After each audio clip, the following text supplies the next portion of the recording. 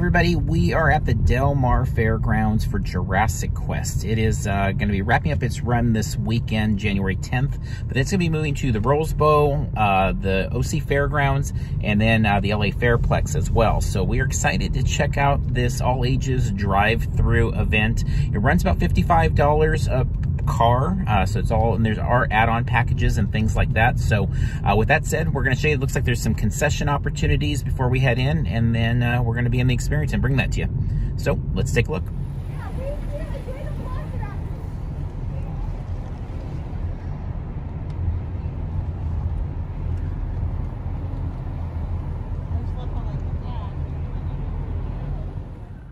All right, we've made our way through check-in, and now they're having us start our audio tour.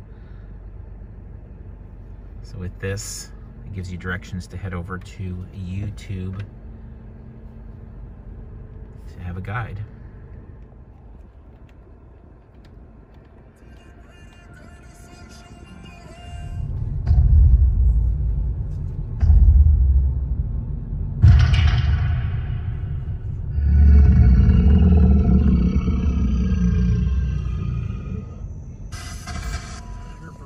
Beginning of the Jurassic period, around 200 million years ago. Now, a lot of people have ideas of Dilophosaurus spitting poison or venom or acid, and a lot of the pictures and toys show them with a big frill around their neck. Well, unfortunately, the movies that this idea comes from used what we call artistic license, which is just a fancy way of saying they just plain made it up. We don't know for sure that some dinosaurs didn't spit poison, but we don't have any reason to think that Dilophosaurus did. There's also no evidence that they had that colored ruff. The frill is seen in other creatures when frightened, like a frilled neck lizard or a wild William Shakespeare, but not in Dilophosaurus as far as we know. Who can name the dinosaur here covered in plates? If you said Stegosaurus, you're right. Stegosaurus is a Jurassic plant eater whose back, neck, and tail were covered in bony plates. Stegosaurus had a special weapon. Along its tail, it had a set of spikes called a thagomizer. These could help it grip onto its prey while it used its serrated teeth as its primary weapon. We know it used its arms because scientists have found long-necked dinosaurs. Sauropods were the biggest animals to ever walk on Earth. In order to get that big, sauropods had to eat all the time. To eat even more, these long-necked giants didn't even waste time chewing, but swallowed the leaves from trees. In the 80s, it had fossilized fish bones and fish scales inside of its belly, along with a few bones from a young Megalodon. Since it lived in what is now England, as one of its last meals was fish, this could be the earliest evidence of anyone in the UK ordering fish and chips. Tyrannosaurus had feathers because of where and when it lived. About 120 million years ago, a volcanic eruption blanketed much of the Leoning province with hot ash. Like what happened at Pompeii thousands of years ago. While that was devastating to the animals at that time, it's great for paleontologists because it preserved soft tissue, in some cases including feathers. Raptor. Now let's see, can anyone guess where Utahraptor was discovered? That's right, Cincinnati. Just kidding, folks. Utahraptor was found in Utah. Utahraptor is the largest known member of the raptor family. Now behind him is a predator named Ceyx. Ceyx was a massive predator that lived at the end of the early Cretaceous. Very little is known about Ceyx due to how recent of a discovery it is. But it is thought to be a member of the Allosauridae group that lived into the early Cretaceous. Now takes us to the continent of Africa in the early Cretaceous period. The dinosaur standing here is one that I bet a lot of you know. Can you guess what it is? Did you say Spinosaurus? You got it! Spinosaurus is one of the largest carnivores to ever walk the earth, but it mostly ate fish. We know that because Spinosaurus's teeth have been found embedded in fossilized bones of large fish. Welcome to the late Cretaceous. The Spinosaurus we just saw spent a lot of time in and around water, and that's where we're going. Welcome to the Western Interior Seaway. That's a shallow sea that stretched from the Gulf of Mexico to the Arctic Ocean during the Cretaceous period. The Great Plains of what is now the United States and Canada used to be underwater. Lots of marine fossils are found in places like Kansas. The first creature here is the long-necked Elasmosaurus. It's a relative of the Plesiosaurus, but much bigger. Second is Archelon, the biggest sea turtle known to exist. It had a leathery shell called carapace, and just like sea turtles today, it probably laid eggs on land. The huge, fearsome creature is Tylosaurus. A relative of Mosasaurus, its name means the knob lizard because of a bony protrusion on the end of its snout that might have been used to ram into its prey. Tylosaurus is a member of the Squamata family. That's the group of reptiles that includes lizards and snakes. The dinosaur from Mongolia is the large Tyrannosaurus you see here, with the long claws. The claws on its hands could grow up to 3 feet long, making them the longest claws in the animal kingdom.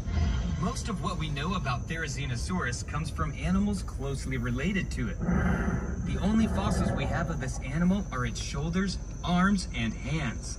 It is believed to be an herbivore, but we are still looking for more fossils to know for sure.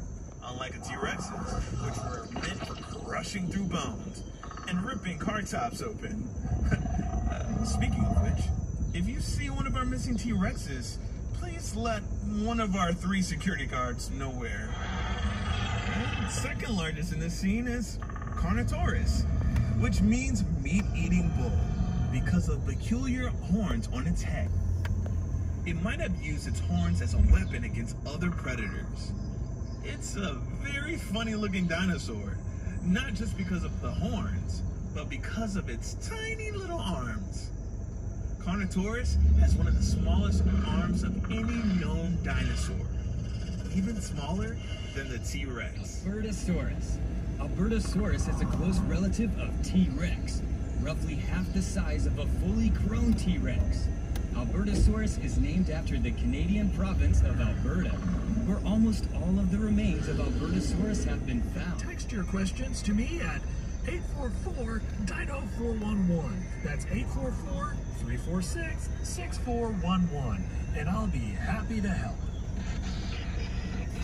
This armored dinosaur is Ankylosaurus, also known as fused lizard. Ankylosaurus was armored from head to toe, with bits of bones on their skin called osteoderms. They are known for having a bony club tail, which was used to swing back and forth as a weapon to deter predators. Great news, because T-Rex is one of the most common favorite dinosaurs. So that means we can actually talk about the T-Rex, the Tyrant Lizard King, while we have one of them here to look at. Tyrannosaurus Rex had the most powerful bite of any land animal, between 8,000 and 12,000 pounds per square inch. They needed such a powerful bite to crush the bones of the prey, or even tear through the roof of a car. Place the T-Rex lived. Now, Triceratops means 3-horned face for pretty obvious reasons. Scientists used to think that Triceratops used the frill on the back of its head to defend its neck from T-Rex.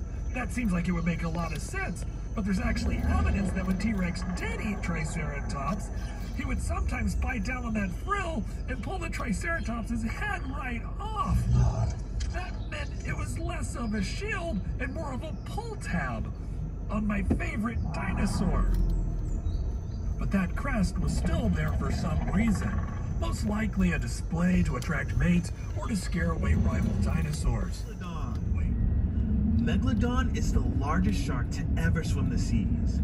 It is believed to reach up to 60 feet in length and had rows of hundreds of teeth. These teeth would sometimes fall out and be replaced with new teeth, similar to sharks today.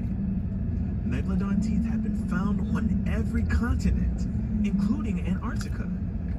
For centuries, these teeth were thought to be the petrified tongues of dragons and sea serpents. What they actually were was no less scary. The good news is that Megalodon is definitely extinct, despite what some TV shows and movies would have you think. All right, and then it looks like it's exit through the gift shop where you can pick up your bundles, your souvenirs, or purchase things here on the way out. All right, and then there's a little photo op. Seems to be the last spot here, so we're going to get a photo card and take a photo. So they gave us a card that we will be able to download our photo for free, we're told. So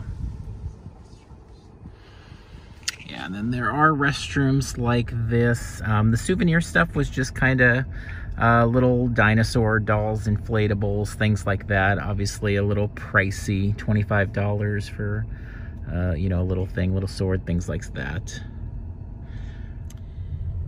All right, hopefully you enjoyed that look at Jurassic Quest. I thought it was a lot of fun. We've done a lot of different drive-thru experiences during this pandemic. Honestly, drive-thru experiences just in general are not my favorite thing. I don't look forward to them, but this one I was kind of getting excited about. The light there. Getting excited about leading up to it, because I do love dinosaurs, and I think that's a lot of fun. And then going through it felt the most like kind of driving through some sort of like a theme park type experience, I think, of anything we've really done in some ways. So I really think it was pretty great. I think particularly for the little ones, they will love it. And I also think going in the evening is far better than the daytime. We tried to time it, and I think we did a good job of getting here kind of right as it was transitioning from day to night. And so we saw a little bit of it in the day, most of it in the night, and I'm glad we did that, because I think that nighttime, it looks great with the lighting in the background, and it just seems more ominous and cool, to me at least, going through. So I'd recommend trying to buy a nighttime ticket. When I was looking on the website, it seemed the ticket price was the same, whether it was day or night, and also throughout the day. So we're here on a Thursday evening. We are here as invited media guests, so it was free for us. But if we would have bought a ticket for this slot, it would have been about $55 with the service fees. But if we buy a ticket for this Saturday night at 8 p.m., it was also $55. So I think it's going to be pretty much that consistent price there. There are upgrade prices. There are some packages, some bundles you can do. There is a bigger charge for a larger amounts of people coming in and bigger vehicles, things like that. So make sure, obviously, to look at all the details as you're checking out the website there. You can find more at JurassicQuest.com. So thanks for following along with us. We are in the search for more fun, interesting things to do during this crazy, weird lockdown period. Fun, safe stuff. That's kind of been our goal since the beginning of it, and we'll continue that. So please like, subscribe, and follow along with us. So until next time, we'll see you in line somewhere.